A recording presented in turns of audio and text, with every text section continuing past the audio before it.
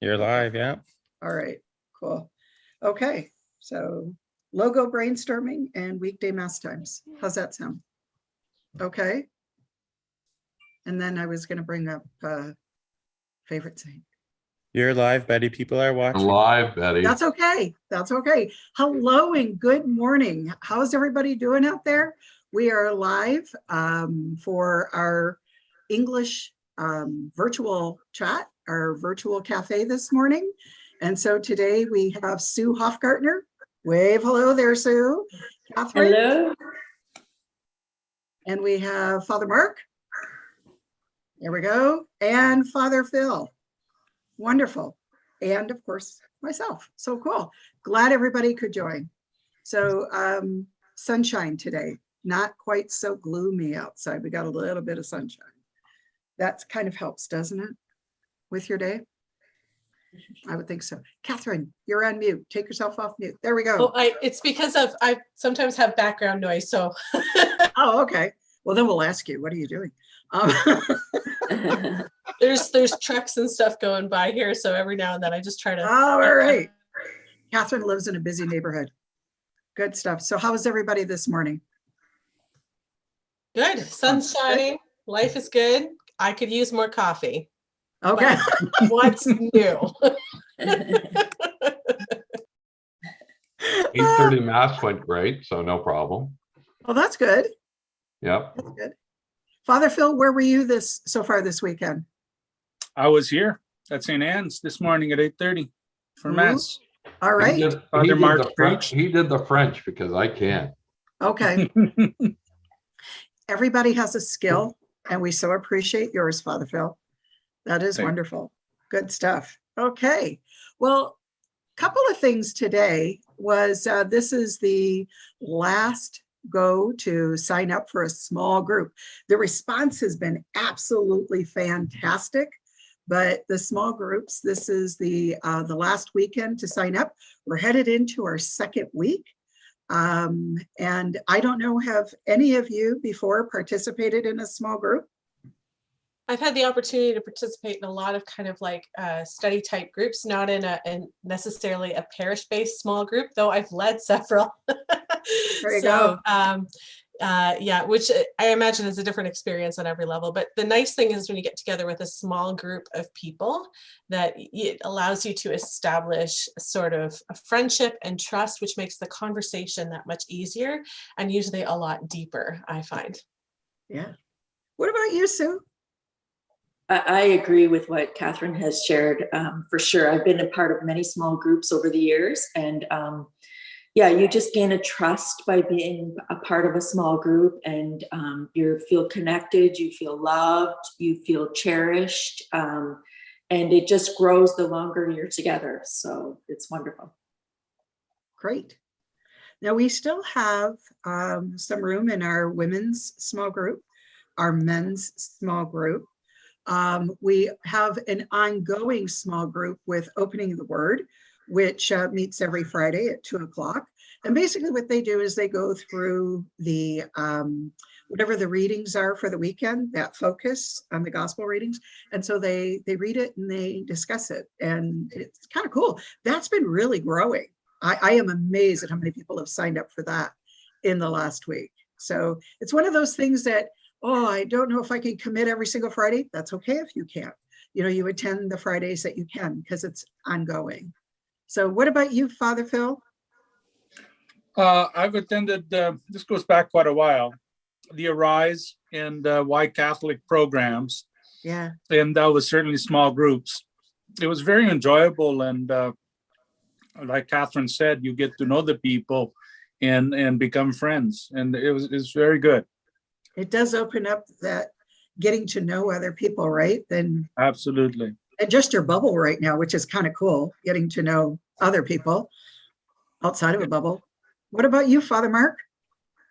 I've done a lot of work with Alpha and that, so I've been involved with those groups primarily, both as an organizer, but also I get to sit in all the different groups when I was at St. Justin. So I got to know a lot of the groups, a lot of the people. So yeah, it was a great experience. That's very cool. Well, if you're interested, sign up today because it's going to be going fast. The groups are filling full, but this will be the last opportunity to sign up. Okay. Sue, logo brainstorming. What do you think? Have you submitted your logo yet for the parish? I have not, but I have been encouraging others to do so. It's still formulating in my brain what I'm thinking. I don't know. I'm still trying to come up with some ideas, but I'm definitely encouraging others to participate and to share their thoughts. And there's nothing that is off the chart. Anything is acceptable as an idea. That's right. Very good. I think what's really neat about what we're doing is we're not asking, I mean, if you've got creative skills and you want to like design a whole logo as an idea to kind of get the ball rolling, that's great.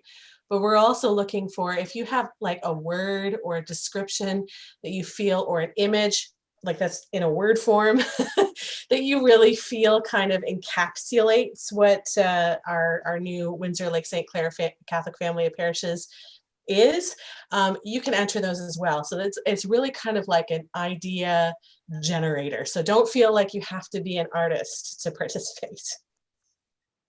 Absolutely. Because that wouldn't be me. Father Phil, have you submitted yours? No, I have not, Betty. I'm thinking along the lines of just as we're talking here, today's readings, gospel reading with the vine. Yeah. Even though it's not appropriate to a lake setting like St. Clair, but it is an appropriate image to have as being part of that vine, the source of our life and health. Just a Very thought. true. Very true. Catherine, do you remember in Discovering Catholicism, we had the fresco that was done? That was the Tree of Life, right? Branches. And as soon as that gospel came up this weekend, that's the first thing I thought of. It was kind of cool. You know? It's neat how art and the scripture and everything can interplay. So Absolutely. Very, very cool. Brings back so much that we think of, you know. Father Mark, have you submitted your image? No, I have not, but I have an idea for it. So, Ooh, Father Mark's always a great thinker. well, not about a great thinker, but it's part of my advertising background in that and my training. I think in visuals, and that's what a number of my close friends, especially priest close friends, say. I usually talk in visuals. So are you going to be submitting that? I don't know. I may give it some thought. It's interesting for me. The one I'm thinking of, and I think we've talked about it as a pastoral staff, is the idea of a ship or a boat, and even as a boat with a mast, a sail on it, and to have the 4 parishes represented on that sail, and the boat on Lake St. Clair, and yeah, so and we're commencing on a voyage. So you've got till this Friday, as far as I understand, Friday, May 7th, to submit. So Catherine, do you remember where people can go to submit those great ideas? Yeah, absolutely. The easiest thing actually for anything for our family of parishes is to go to our new family website, which is still a landing page into the greater, GS Lakeshore website, but it's an easy place for everybody to remember. So that is because we're Windsor Lake St. Clair. It's WLSC Family. So WLSCfamily.ca. Very good. We'll have you repeat that at the end, you know, but it's something we might want to keep in mind. This weekend is the Orthodox Easter. It is. Our Orthodox brothers and sisters are celebrating Easter this weekend. So happy Easter. Say happy Easter to them. Happy Easter. You know, they celebrate so differently when they celebrate Easter than what we do. You know, there's so much what's the word that I want? When we celebrate Easter and we have the Easter Vigil, it's beautiful. There's so much imagery that uses into it. I find they use a ton more incense. Oh, yes, they use a lot of Ton incense. more incense than A what we do. lot of incense, and they have icons. They have icons Yes. and icons and icons. I was I think watching. that's a beautiful thing about our rich sort of like, you know, shared history and that kind of thing. We have Eastern Rite Catholics, as well as our Latin Rite Catholics, and sometimes people think that there's just the Roman Rite out there. And so with these different ways of entering into the liturgy, and they all go back, you know, to the individual apostles that went to the areas where they were proclaiming that word and how that liturgy developed there.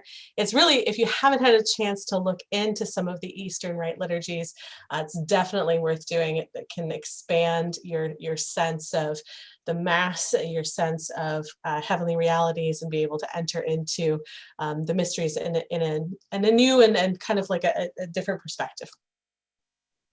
Very true. I noticed this morning, I watched the news on Sunday mornings, the early news, and that was one of the things, Father Mark, that they brought out, that it was, you know, the Orthodox Easter. Yep. And they were showing Mass in the church, and it was very, very cool. That's why I said, whoa, they use a lot more incense than we do. But they were all processing in with icons, you know, so it was very, very cool. Very And cool. they see icons as channels of grace. Oh, When very they good. look at icons are channels of grace for them. So that's why icons and iconography is so much a part of their spirituality and of their faith. Huh. Which gives me an idea for a small group or a discussion, you know, looking at different faith practices. This is kind of cool, you know, looking at that. Well, I've been with priests who have said, you know what? Know how to appreciate your Catholic faith? Go to another church Yeah. and take in what they do as part of their worship, so that you get an appreciation for what we do in our Catholic faith. And then I think it's also worth mentioning that when we're talking about Eastern rites, they're very much part of our Catholic faith. So it's the same faith, it's just a different expression of the liturgy. Father Mark, there was a Yes. comment that you had a great homily this morning. So Yes, thumbs up. I'm seeing a number of those Yeah. as I look down. And then when I was looking online after the Mass, yeah, there was a lot of positive comments on it. And Yeah, very good. my focus is having a bold faith. Have boldness in your faith. We had a lot of the words bold in the readings this weekend, didn't we? That's right. And Yeah. that's where I'm taking it from. There we go. Good stuff. Good stuff.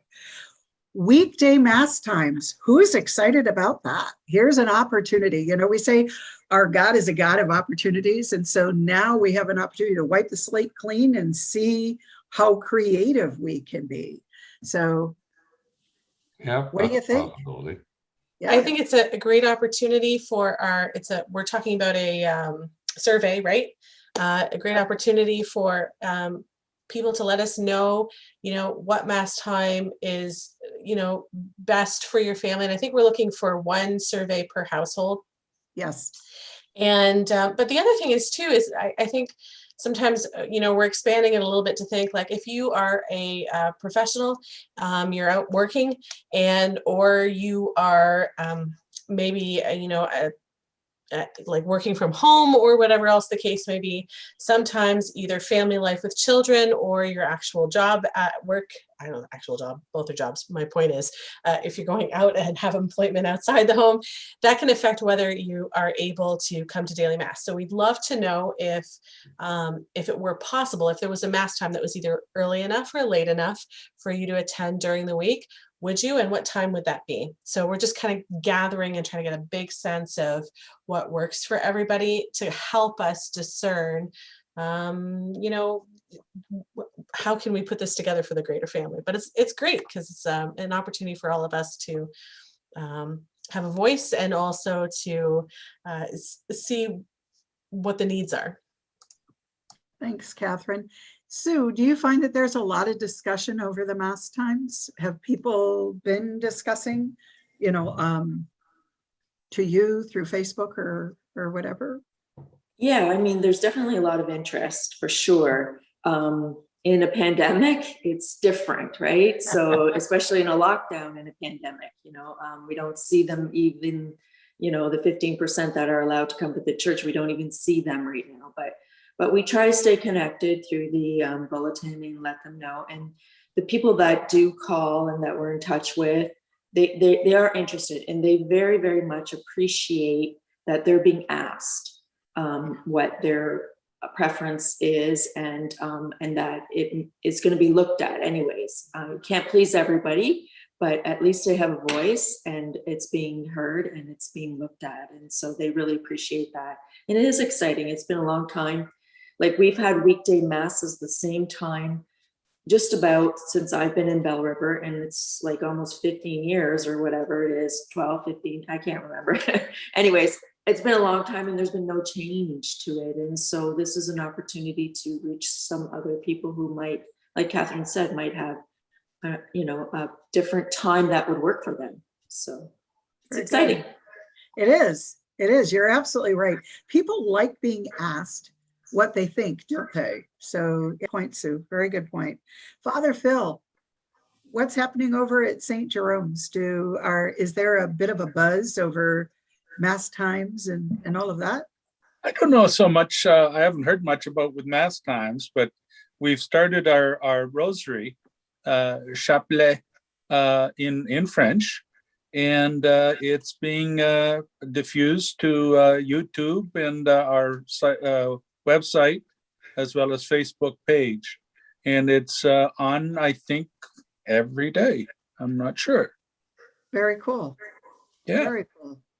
I just wanted to mention that Denise, okay, Denise, I am really going to mess up your name because it looks like a French name. Trotashot? Thank you. All right. Sorry about that, Denise. She really likes the refuel mass. And she made a comment. It would also depend on where we would have to go to attend. Would we have to travel away from our parish? That's a great question. Anybody want to field that question? I can take that. That's part of what we're asking in the survey. So we want to know where you're from. This helps our transition team make our decisions. So we want to know what parish you're from, and we want to know, what mass times work for you. And I believe one of the questions is also, well, actually, that's just kind of worked in. So we understand about mass times and location. There is the possibility, obviously, that, there would be different times at different sites. And part of that is kind of understanding, like, if we find, there's a lot of factors that go into it, but basically, because we are capturing the information of where you're from and what your mass preferences is, that gets all captured for us when we're trying to make the decisions, and we're factoring in, of course, drive times for people as best we can. Thank you, Catherine. Does anybody know when that information is going to be made public? Obviously, that it doesn't close until the 14th. As far as completing that survey, and then all the data has to be put together. But is there some sort of like an idea as to when we're going to be letting people know what the results of the survey was? I don't know that we had an actual time. Okay. I think part of it is that we're so. looking at, in the transition team itself, we use the data to help. It's not like a vote-based system. There's a lot of factors that go into it in terms of priest travel times, what the other kinds of needs are in terms of weddings, funerals, school liturgies, all of those different kinds of things. So it's a very big decision.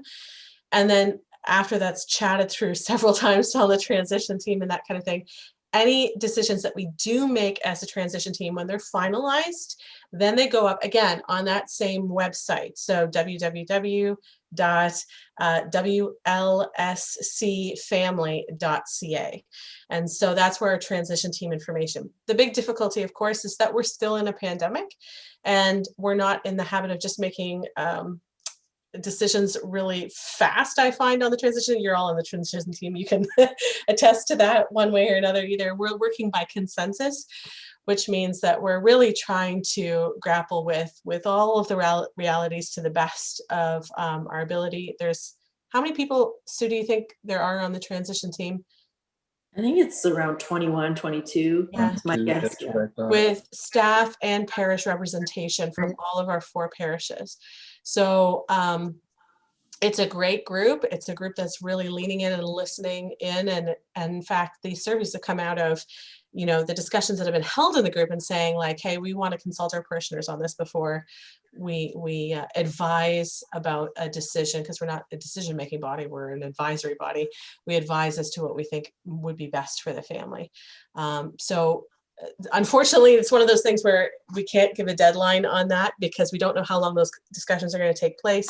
Coronavirus, of course, and the whole pandemic situation and lockdown has an impact in terms of how we're able to make those decisions as well in meetings and that kind of thing. So, but when we have a definite result, that does go up on the family. Sorry, Sue, you wanted to add to that?